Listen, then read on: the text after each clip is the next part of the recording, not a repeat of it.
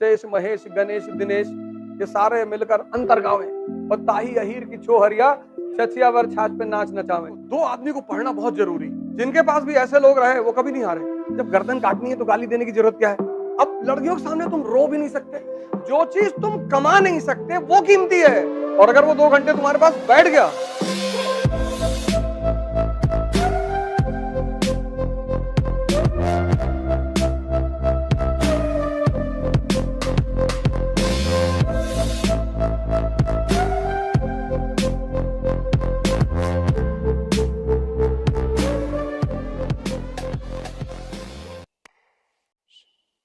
इतनी बड़ी पर्सनालिटी है बुद्ध, क्योंकि बुद्ध का सबसे ज्यादा बल पूजा पे नहीं है, ध्यान पे है। तुम अगर ध्यानी हो तो तुम्हें पता है कि यार पैसा तो मैं कभी भी कमा लूंगा। समय, जो चीज तुम कमा नहीं सकते वो कीमती है। जो चीज तुम कमा सकते हो वो कैसे कीमती हो गई। तुम अकेले कमरे में बैठे हो, नहीं पढ़ रहे हो, कोई बात नहीं, कम से कम कोई अनर्गल चीज, अनवांटेड चीज तुम्हारे मन में तो नहीं जा रही। समय। और ये बात कहने की नहीं है, कहते तो बहुत लोग हैं time is money, time is money, लेकिन असलियत में 98% लोग कीमती किसको मानते हैं, पैसे को।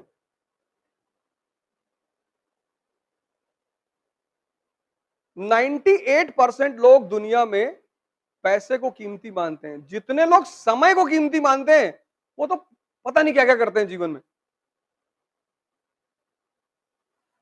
तुम अपने अगल बगल गौर करना आज से ही, जितने लोग तुम्हें टाइम देते होंगे,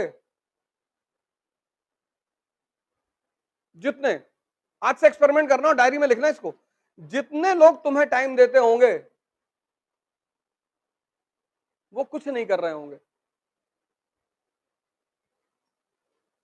आज से ये बात गौर करना। कोई एक आदमी तुम देखना अपने जीवन में जो बहुत सामाजिक रूप से बहुत प्रतिष्ठित आदमी हो, बहुत ताकतवर आदमी हो, और वो तुमको टाइम देता हो। तुम्हें जितने लोग, तुम यहां बैठे हो, तुमको वही लोग टाइम देते होंगे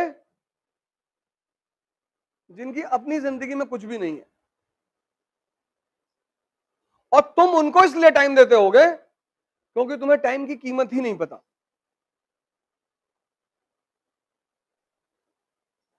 जितने भी ताकतवर लोग हैं, चाहे वो पैसे से, चाहे पद से, चाहे जैसे भी, आप उनके साथ बिना मतलब नहीं बैठ सकते।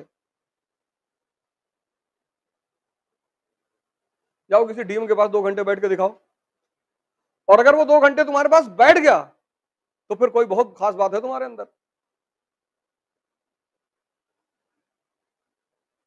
क्योंकि टाइम को तुम जिस तरह से यूज कर सकते हो, वो टाइम को यूज करना ही योग्यता है। क्योंकि परिवर्तन एक दिन में नहीं होता। तुम आज गौर करना, आज से अपने जीवन में गौर करना, जाना और देखना कि तुमको कौन लोग टाइम दे रहे हैं। कौन है जो तुम्हारे साथ 4-4 घंटे बैठे रहते हैं, 5-5 घंटे बैठे रहते हैं, 6-6 घंटे बैठे रहते हैं। कुछ होंगे जरूर। बुद्ध को पढ़ना बहुत जरूरी है, बहुत, हर आदमी को पढ़ना चाहिए बुद्ध को। बुद्ध किसी धर्म संप्रदाय के नहीं है, हर आदमी को। इसीलिए तो अंबेडकर ने बुद्ध पर इतना जोर दिया। लेकिन जो बात बुद्ध ने कही थी वही बात अंबेडकर ने कहा था कि मेरी मूर्ति मत बनाना, नहीं तो फंस जाओगे।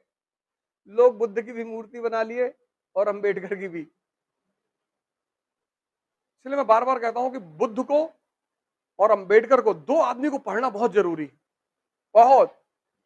किसी भी अंबेडकर को तुम दलित मत मानो, कोई फायदा नहीं है।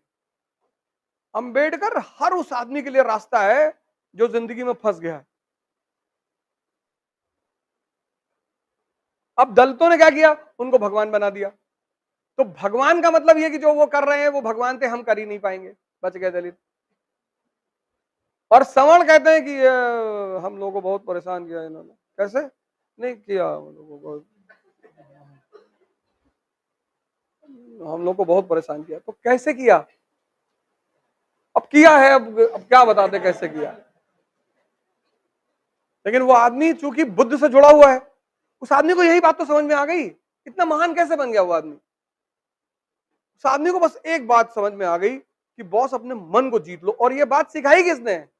उनके ब्राह्मण टीचर ने, जिसकी टाइटल ली उन्होंने अंबेडकर।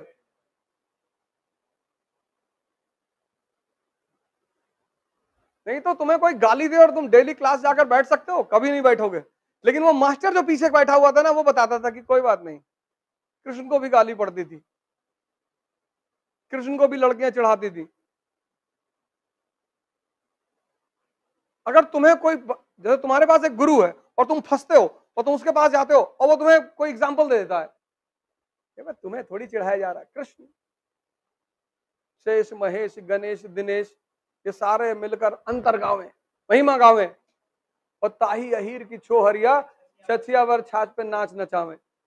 मतलब दुनिया को बनाने वाले जो देव भगवान है, वो उस आदमी की महिमा गाते हैं। और उस आदमी को ये अहिर की लड़कियां कहती है इतना मक्खन देंगे, नाच के दिखाओ, और वो आदमी नाचता है।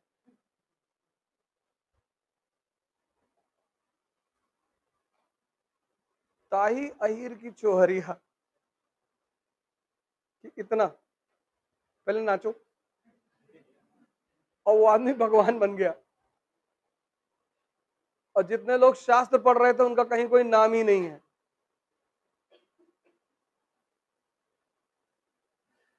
जब तुम जीवन में फंसते हो ना, इसीलिए घर में माँ बाप, भाई बहन, कोई एक आदमी तुम्हारे पास ऐसा होना चाहिए कि जब भी तुम फंसो और तुम जाके उसको बोलो, यार क्लास में आज एक लड़का बदतमीजी कर दिया, कहा बहुत अच्छा, कुछ मत बोलना, तो कल जाके थैंक यू बोल देना। जब गर्दन काटनी है तो गाली देने की जरूरत क्या है? हाँ चले, तुमने दूसरे दिन आके उस लड़के को कह दिया कि थैंक यू यार, अच्छा किया तुमने मेरी बेइज्जती की। अब अगर तुम मन में उसके वेमनेस रखोगे, डेली नहीं पढ़ पाओगे क्लास में। डेली जैसे तुम्हारी नजर उस लड़के पड़ेगी, तैसे तुम्हारा 2 किलो खून जल जाएगा।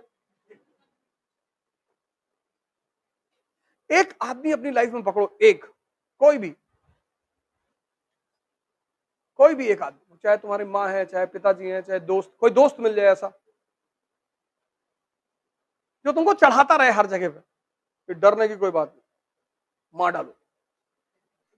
जिनके पास भी ऐसे लोग रहे वो कभी नहीं हारे, क्योंकि हम सब इंसान है ना, उलझ जाते हैं। तो उस उलझाहट में अगर कोई आदमी आके एक एग्जाम्पल दे देता है तो बस वो हिम्मत बन जाती है। तो मैं गोवा गया, वहां पैराग्लाइडिंग होती है समंदर में, तो हम चले गए, हम करीब 12-13 लोग थे। तो हम जिस शिप में बैठ के गए, स्टीमर पे, उसमें मैं अकेला पड़ गया और बाकी मेरे सारे दोस्त दूसरे स्टीमर में। और हम जिस स्टीमर में थे उसमें करीब 9 लड़कियां थी और मैं सबके पीछे बैठा हुआ था।